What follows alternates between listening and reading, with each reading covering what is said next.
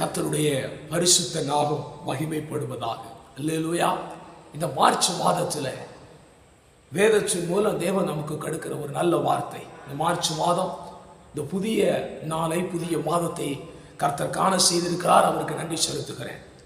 என்னாகும் புஸ்தகம் 6ஆம் அதிகாரம் 26ஆம் வசனத்தை நீங்கள் வாசிப்பீர்கள் என்றால், உனக்கு சமாதானம் கட்டளையிட கடவர். இந்த மார்ச் மாதம் உண்மையாகவே கர்த்தர் உங்களுக்கு சமாதானத்தை கட்டளையிட போகிறார். எத்தனை பேர் இதை விசுவாசிக்கிறீர்கள்? அல்லேலூயா. உங்களுக்கு சமாதானத்தை தேவன் கட்டளையிடுவார். இந்த மார்ச் மாதம் கர்த்தர் சொல்லுகிறார், என்னாகும் புஸ்தகத்தில் கர்த்தர் உனக்கு சமாதானத்தை கட்டளையிடுவார். வேதம் சொல்லுகிறது, அவர் சொல்ல ஆகும், அவர் கட்டளையிட நிற்கும். இன்னைக்கு ஆண்டவர் உங்களுக்கு சமாதானத்தை கட்டளையிட போகிறார். உங்க வாழ்க்கையில ஒரு சமாதானத்தை நிச்சயமாய் கட்டளையிடுகிறார். எந்த விஷயத்துல உங்க வாழ்க்கையில போராட்டத்தோடு, துன்பத்தோடு, வேதனையோடு இருக்கிறீர்களோ, உங்கள் வாழ்க்கையில தேவன் சமாதானத்தை கொடுக்க, அதை கட்டளையிட அவர் சொன்னால் அப்படியே நடக்கும். ஆனால் வேதத்தில் வாசிக்கிறோம், அநேக நேரத்தில் சமாதானத்துக்காய் நாம எடுக்கிற முயற்சிகள் தோல்வியாய் போகிறது.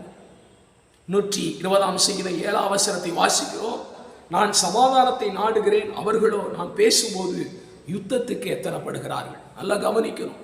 நான் சமாதானத்தை நாடுகிறேன், அவர்களோ பேசும்போது யுத்தத்துக்கு எத்தனப்படுகிறேன். நான் சொல்லும்போது என் சுயத்தினால, என் சுய பலத்தினால, என் சுய சக்தியினால, பொருள் பலத்தினாலோ, ஆள் பலத்தினாலோ என்னால் முடியும், நான் நாடுவேன் அந்த சமாதானத்தை அப்படின்னு சொல்லும்போது, அந்த மனிதரிடத்திலே, அந்த எதிரிகள் மத்தியிலே, அந்த போராட்டத்திலே, அந்த கடன்கள் மத்தியிலே, அந்த போராட்டத்திலே, அந்த பிரச்சனையிலே நம்மளால சமாதானத்தை நாடும்போது அதன் முடிவு என்ன கிடைக்குது அப்படின்னு வேதத்தில் வாசிக்கணும்னா, அவர்களோ யுத்தத்துக்கு எத்தனப்படுகிறார்கள்.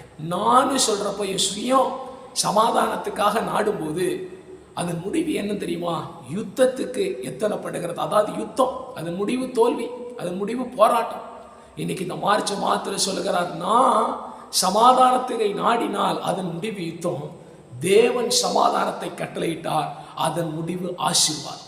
இன்னைக்கு உண்மையாகவே உங்க வாழ்க்கையில கர்த்தர் சமாதானத்தை கட்டளையிடுகிறார். உங்க வாழ்க்கையில பெரிய சமாதானத்தை கர்த்தர் கட்டளையிடுகிறார். இந்த ஆராதனை கலந்து கொண்டிருக்கிற இந்த வார்த்தையை பார்க்கிற உங்க வாழ்க்கையில தேவன் கர்த்தர் உனக்கு சமாதானத்தை கட்டளையிடுவார். நீங்க சமாதானத்தை நாடுனா அதன் முடிவு யுத்தம், அதன் முடிவு தோல்வி. சுய சக்தியினால ஒன்றும் ஆக போறதில்லை. இன்னைக்கு ஆண்டவர் உங்களுக்கு சமாதானத்தை அவரே கட்டளையிட போகிறார். வேதத்தில் என்னாகும் புஸ்தகம் 6ஆம் அதிகாரம் 27 போட்டிருக்கு, அவர் நாமம், அவர் சொல்றாரு, என் நாமத்தை அவர்கள் மேல கூறு. அப்பதான் அது ஆசீர்வாதம். என் நாமத்தை அவர்கள் மேல கூறு. 1 ராஜாக்களின் புஸ்தகம் 9ஆம் அதிகாரம் 3ஆம் வசனத்தில் வாசிப்பு என்றால், என் நாமம் விளங்கும்படி நான் தெரிந்து கொண்ட ஸ்தலமாகிய ஆலயம் அப்படின்னு போட்டிருக்குது. அவர் நாமம் எங்க கூறப்படுது? ஆலயத்தில் அவர் நாமம் கூறப்படுது. நல்லா கவனிக்கணும். அவர் நாமம் ஆலயத்தில் கூறப்பட்டிருக்கிறதுனால தேவன் ஆலயத்திற்குள்ளே அவர் நாமம் கூறப்படும் போது இஸ்ரவேல் ஜனத்தின் மேல அந்த நாமத்தை கூறி, அந்த வார்த்தைகளை ஆலயத்தில் கூறி ஆசீர்வதிக்கும் போது அவர்களுக்கு சமாதானத்தை கர்த்தர் கட்டளையிடுகிறார். ஆசீர்வாதத்தில் ஒரு பிரதானமான ஒன்று சமாதானம். சமாதானம் பெரிய ஒரு ஆசீர்வாதம். 128ஆம் சங்கீதத்தில் பார்த்திருக்கிறீங்களே, கையின் பிரயாசத்தினால் வருகிற ஆசீர்வாதம். உங்க மனைவி ஒரு ஆசீர்வாதம், உங்க பிள்ளைகள் ஆசீர்வாதம், பிள்ளைகளின் பிள்ளைகள் ஒரு ஆசீர்வாதம்.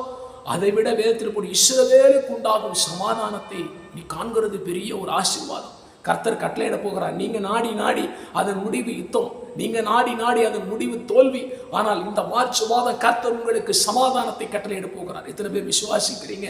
தேவன் கட்டளையிடுவார். கட்டளையிட வேண்டும் என்றால் அவர் நாமம் உங்கள் மேல் கூறப்பட வேண்டும். அவர் நாமம் எங்க இருக்கிறதுனா, அந்த நாமம் விளங்கும்படி அவர் தெரிந்து கொண்ட ஸ்தலமாகிய ஆலயத்திலே அவர் நாமம் விளங்கி கொண்டிருக்கிறது. அல்லேலூயா.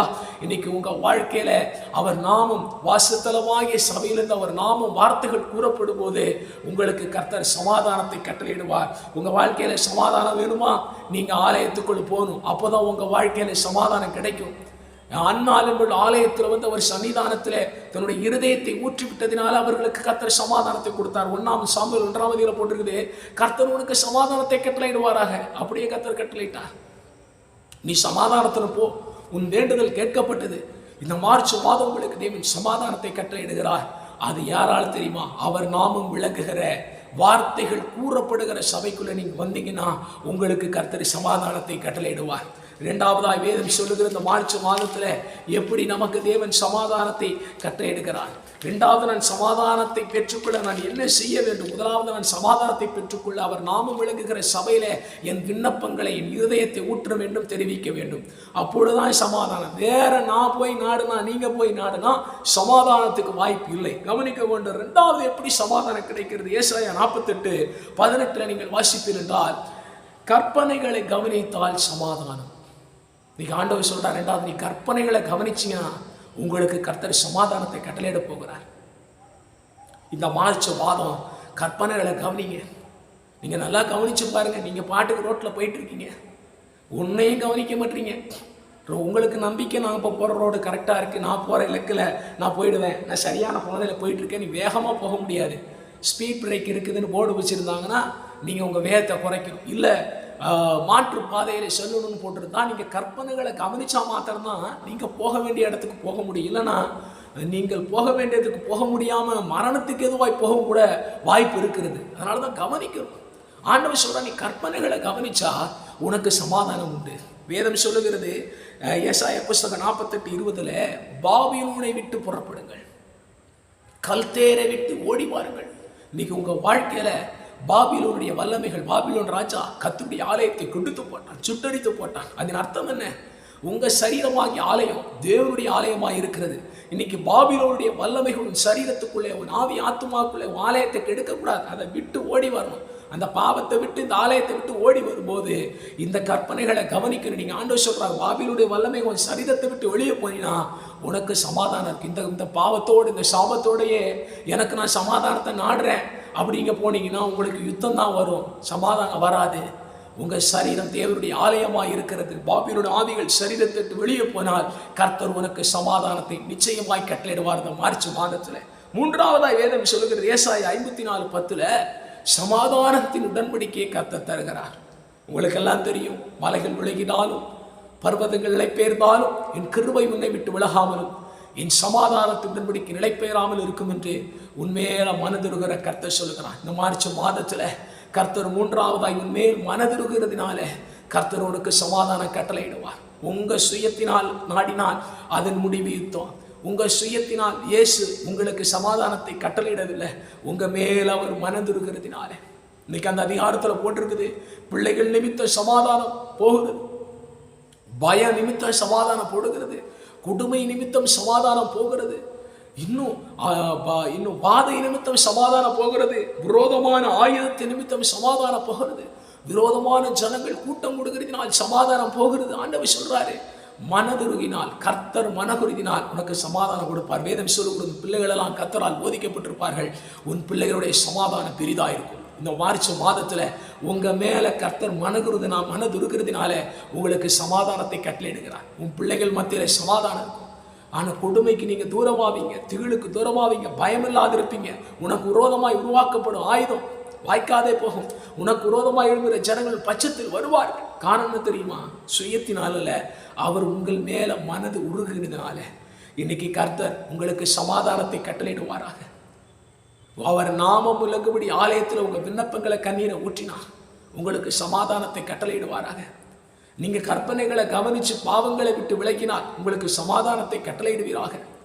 நீங்க உங்க மேல கர்த்தர் மனதுருகினால் உங்களுக்கு சமாதானத்தை கட்டளையிடுவாராக. எந்த பகுதியில சமாதானம் எல்லாருக்கும் அங்கலாய்ப்புகளோடு இருக்கிறீர்களோ, வேதனைகளோடு இருக்கிறீர்களோ, ஒடுக்கப்பட்டிருக்கிறீர்களோ, சமாதானத்தை சுயத்தினால் நாடி நாடி நாடி நான் தோத்து போயிட்டேன் நினைக்கிறீங்களோ, இல்ல கர்த்தர் தான் உங்களுக்கு சமாதானத்தை, அவருடைய சமாதானத்தை கொடுக்க போறார். இந்த மார்ச் மாதம் கர்த்தர் உங்கள் வாழ்க்கையில பெரிய காரியத்தை, சமாதானத்தை கட்டளையிடுவாராக.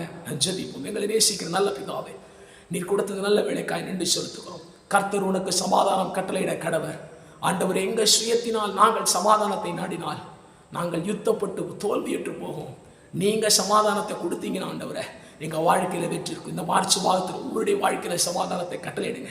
அவருடைய பிள்ளைகளில, குடும்பத்திலே, தொழிலே, அவருடைய வாழ்க்கையில, அவருடைய தேசத்திலே, அவருடைய எல்லைகளிலே சமாதானம் உண்டாவதாக கர்த்தர் ஆசீர்வதிப்பீராக. இயேசு கிறிஸ்துவின் நாமத்தினால் ரத்தத்தினால் வேண்டுகிறேன், ஜீவனுள்ள நல்ல பிதாவே, ஆமென். தேவனுக்கே மகிமை உண்டாகட்டும்.